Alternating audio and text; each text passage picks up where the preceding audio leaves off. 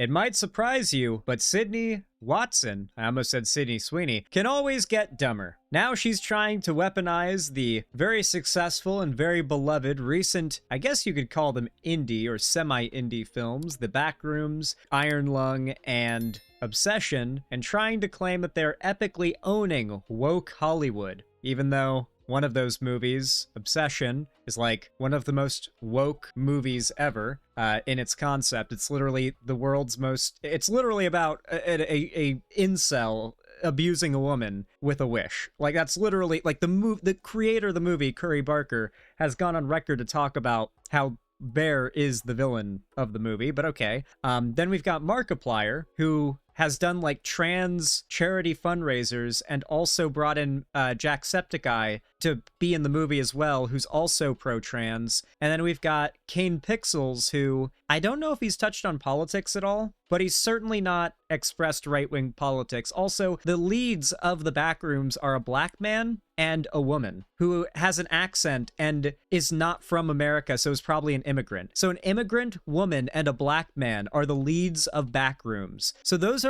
are our three epic woke Hollywood destroying movies that we're going to be glazing in this video. Okay, Sydney Watson. I almost called her Sydney Sweeney again. Okay, Sydney Sweeney, hit me up. Always so enjoyable watching Hollywood get kicked in the head. Whoa.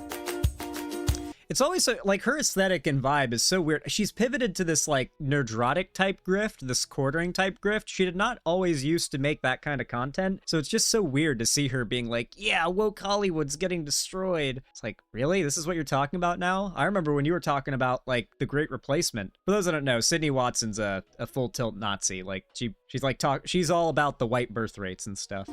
Hi, my name is Sydney. Welcome back to hell. I do have to say before we get into this video, it's been so funny reading your comments on yesterday's video, asking me what is wrong with Scary Movie 6 and why I'm judging you guys for liking it. And I'm not. You're allowed to like whatever you want to like. In fact, you know, people in my own orbit really like Scary Movie, but I just don't get it. I don't think I'm the target demographic. So just know I'm not judging you. Well, a little bit, but not in the mean sort of way, in the I wish I understood the allure of this sort of way. So I'm glad you guys like Scary Movie 6. I'm glad you have a new one coming out. Go watch it, I guess. Anyway, it seems like lately Hollywood is having a really, really bad time. And I won't lie, that fills me with this Hollywood movies coming out. Man, Hollywood's having a really hard time. Like, A24 is still like a Hollywood studio, right? Am I like, is it Canadian or something? I could be wrong about that, but like, quote unquote Hollywood, these people use it to refer to like the entire Western film industry. Like, they talk about Doctor Who when they're referring to Hollywood going woke, right? So how are these movies that are doing numbers in theaters, literally bringing theaters back from the dead post-COVID, how is that kicking Hollywood in the head? That, if anything, it's like giving Hollywood a reach around and a happy ending. Like, what do you mean? Warm and fuzzy feeling, and really gives me a lot of faith in my fellow humans. Maybe we can have nice things after all. With all the drama surrounding the upcoming Odyssey film and learning that audiences are even... I really, really hope she finds a way to try and argue how these movies are not woke or are like antithetical to wokeness. I need to know. Turning away from Christopher Nolan, I am feeling heartened about the direction in which we are heading. Until something stupid happens next week, and then I'm sure I'll be sad again. But for now, I feel like I finally have some good news to share here on our Hell Gondola. I know, I am as shocked as you are. But as the Crow once said, it can't rain all the time. Can't rain all the time. He is right, of course, but it is raining. Reddit. Money, to be more specific. And not for the normal Hollywood elite, but for the independent creators who are going up against the establishment. And we love to see it. Right now, as I write this video, a movie is currently ripping through theaters called Obsession. It's sort of a dark comedy with supernatural horror fused into it that follows the story of a guy named Bear who wishes his longtime crush, Nikki, loved him more than anything else. Guy, you're really asking for it there. Things go south when he gets his wish. Okay. Let's hear how she frames it, guys. Let's hear how she frames it. And Nikki becomes obsessed with him to the point where she becomes dangerous. Listen, I don't know how many men know this, but this is a creepy reality about women.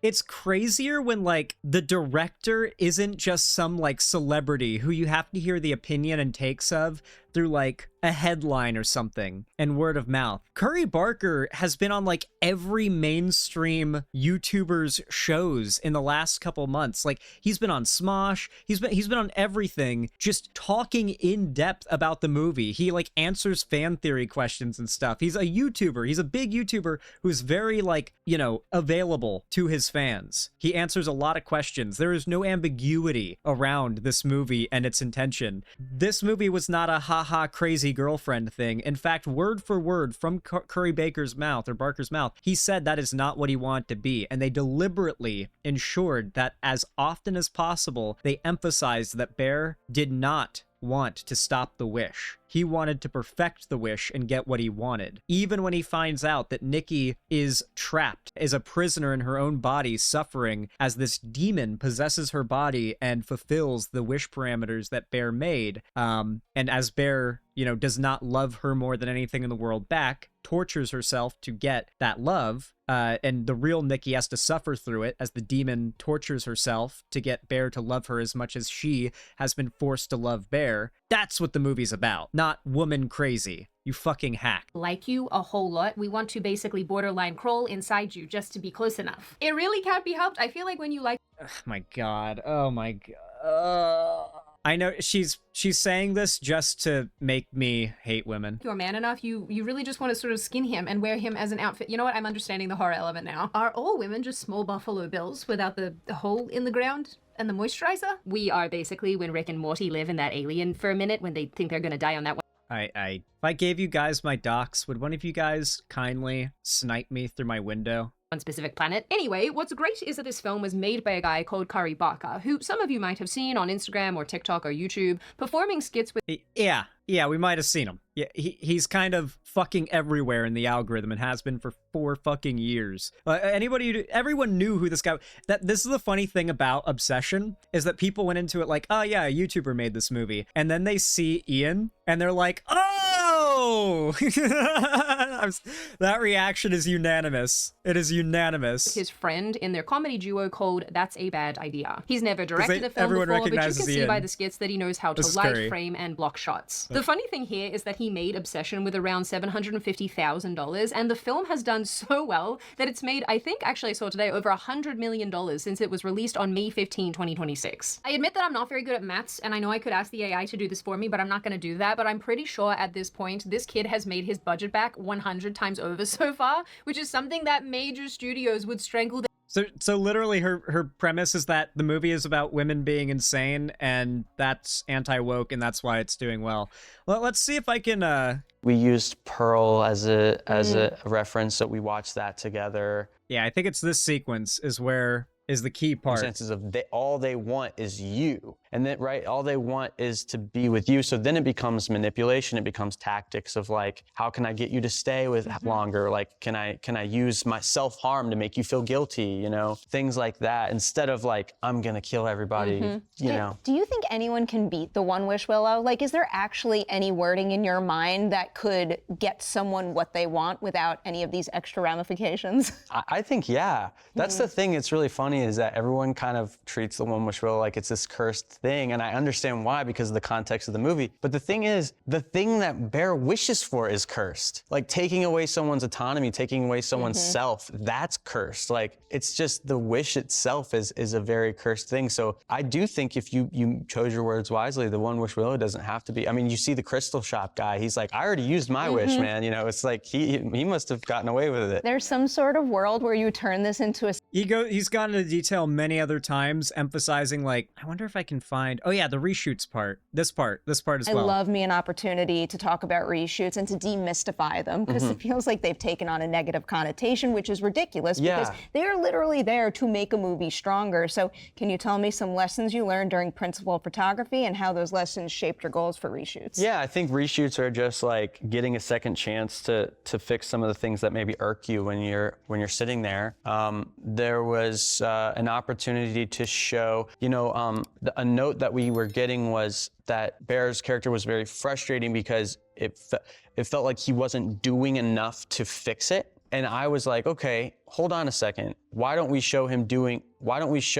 do a better job of showing why he doesn't want to fix it right away. And so that scene where she comes out of the bed, or he comes out of the bathroom after seeing that his hair was cut, and he confronts her and he sits her down and he's like, Nikki, we need to talk about last night. And she's all like, okay, you know what I'm talking about. And he's like, don't do that anymore. Don't like act like that anymore. That was a reshoot, to just kind of emphasize that it's not that he wants to fix this, it's that he wants to make it work. It's not that he wants to make the wish go away, it's that he wants to keep the wish. And that's the thing that I thought. I almost quoted him bar for bar. Yeah, I admit, I almost quoted him bar for bar. Like, no, let's not make Bear more trying to make the wish go away. Let's lean even more into like he wants to make it work. So the reshoots really helped with that. Yet again, a very, very effective choice. I want to kind of veer into. So yeah, Sydney Watson is a hack who doesn't know what she's talking about and is just trying to, all these right-wingers are doing this. They try to claim any popular successful thing, and if they had known about these quotes, if they knew this movie was woke, you know what they'd be talking about? They'd be conspiracy mongering about how there's some secret agenda to fake the box office numbers for this movie. That's what they'd be doing. That's what they do when a thing they decide is woke and they want to fail does well. They find a way to manufacture a failure. Here, they're trying to jump on a bandwagon of something that does not align with their politics. They could not foresee. They're not actual, they have no interest in art. They're only talking about this now because of its success. I remember we watched Obsession in the Discord server like a month and a half ago, you know, and now it's become such a massive success. All the grifters are talking about it and acting like it aligns with their views. You know, when I came out of that video, I'll admit, or out of that movie, I'll admit I wanted to make a video on it. I wanted to talk about it and analyze the movie, but was it a month? It's been so long at this point. Yeah. I've wanted to do that as well, but like, God, imagine not even knowing the intention of the director and believing that you do and stating the wrong thing so confidently. Their grandmothers for. I'm kidding, obviously. They'd sacrifice them to Moloch. Not to mention, Obsession has now surpassed Disney's latest Star Wars offering, The Mandalorian and Grogu, retaking the #1 spot domestically at the box office. To push this in as someone who just doesn't give a fuck about Star Wars, I feel like that's probably why the movies aren't doing well. Like, the right loves to be like, oh, look, woke Star Wars is dying. It's just like, man, I'm gonna be real. I just don't care about Star Wars. Like, they could be making movies that are just as good as the original trilogy, and I don't know if I'd care. Like, Star Wars has just been there my whole life, and I'm a little bored of it now. It's been 26 years of Star Wars, man. It's been going a lot longer than that, but that's how long I've been alive, and there's been Star Wars all 26 years. I'm a little burned out on it. Perspective for all of you, Disney spent $165 million and 7 years making a new Star Wars movie. It opened on Memorial Day in thousands of theaters with the entire Lucasfilm marketing machine behind it, and almost immediately it got outpaced by a random indie creator with no meaningful experience in this capacity who spent 200 times less making his movie. In fact, wrong and wrong. Okay, so for starters, the amount of money invested into the movie makes no difference. It has no bearing on how good the movie's going to be. In fact, the low budget of this movie absolutely helps it. It contributes to it in a lot of ways.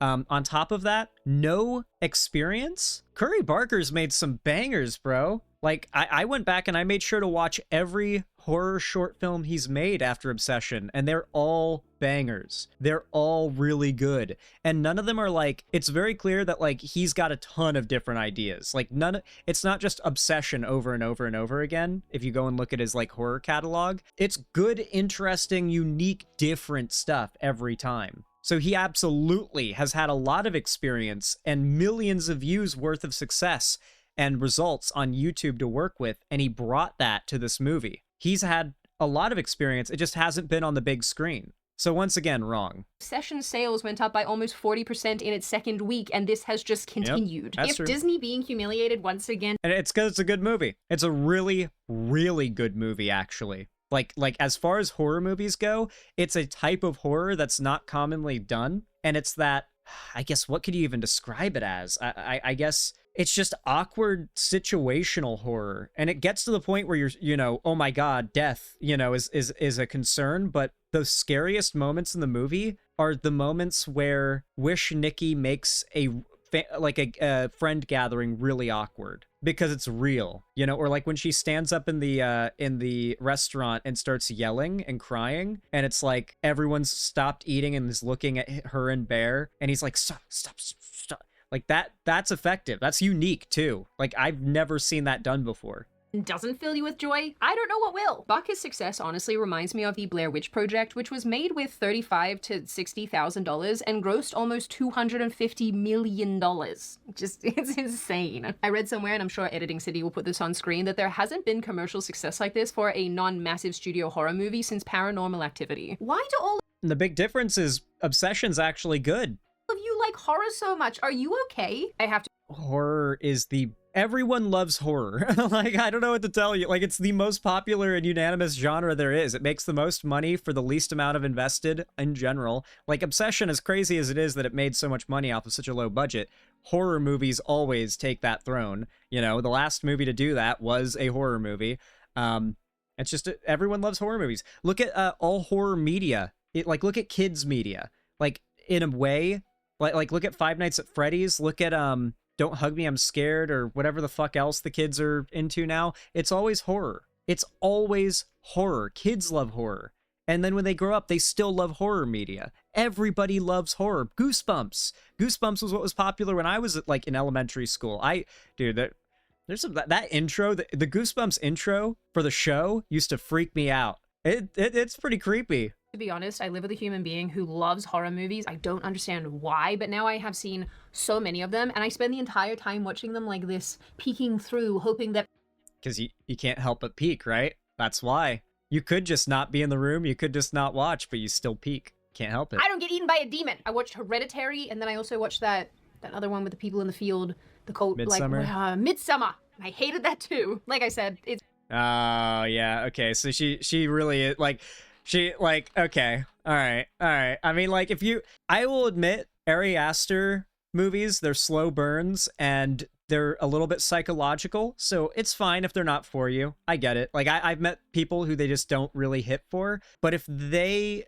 And I honestly thought they were overrated when I watched them, but they're movies that actually stuck with me, and I think about them still. I watched Hereditary and Midsummer for the first time in 2020, and it's 6 years later, and sometimes I'm just doing something and I just think about those movies.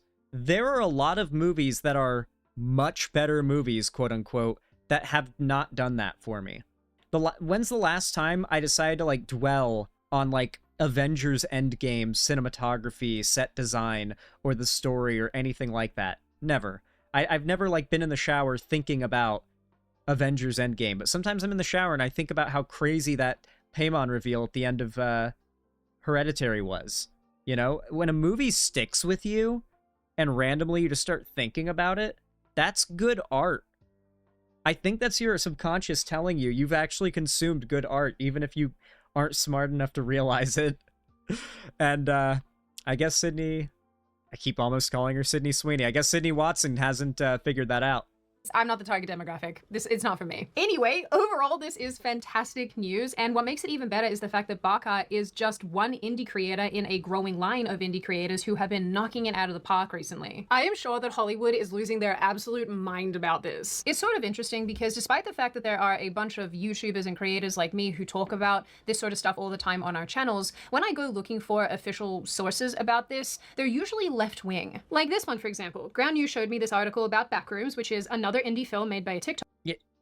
What do you think the majority of audiences that are consuming this stuff are? Like, you did not know what the Backrooms were before this movie blew up, Sydney Watson. I know that for a fact. You are not interested in obscure internet horror because it's art. It's art where there's not like some easy grift to go off of. No one's making like bank off of it. It's not like a financial gateway for you. So you never heard of Backrooms until this movie came out. You'd never heard of Curry Barker before Obsession came out, and I guarantee you probably barely had ever heard of Markiplier. Probably never even did hear of Markiplier before Iron Lung. So yeah, the majority of the audiences for this stuff were already left-leaning in general. Like, there were people who were prone to be not crazy right-wing grifter Nazis who spend all their time with like culture war. Yeah. So yeah, it's generally left-wing outlets talking about these movies. And it's only been covered by left-wing and center outlets, which is so strange considering how impactful entertainment is for the right wing as well. But without Ground News, I wouldn't know that there's this gaping hole. God, oh my God. I even get comments now sometimes for people making fun of me for getting annoyed at ground news sponsorships. Genuinely, like my own fans will give right-wing creators more charitability than they'll give me when it comes to stuffing their videos with sponsors. I don't know why. I don't know why. I don't get it. But anyway, once we hit the sponsor shilling segment of the right-wing grift video, that's usually when I tune out. So, my conclusion, Sydney Watson jumped on the bandwagon to talk about all these popular movies and try to claim that they align with her... Ground news is that one office meme where Angela pops out of nowhere, startling the white. Every time. Every time. Thank you for the $5. I appreciate it. My conclusion to all of this, though, is that Sydney Watson just tried to jump on a bandwagon of popular movies and try to claim they somehow align with her political ideas, because if these movies are doing well and they align with her politics, then maybe her politics can ride the coattails of those movies, and she, of course, rides the coattails of her own political movement. It's a pretty basic and obvious grift cycle these people have done for a long time. It's kind of like the opposite of sinking ship spotting. You know, like, sinking ship spotting is when they see a thing, they hope it fails, and they call it woke, and then if it fails, they say, see, go woke, go broke. The opposite of that is what you're seeing here, where they try to latch on to something successful and call it anti-woke. Anyway, if you enjoyed, leave a like, subscribe, and comment down below. I always appreciate it. Follow my social medias if you want to see more from me on other platforms, and hopefully I'll see you again.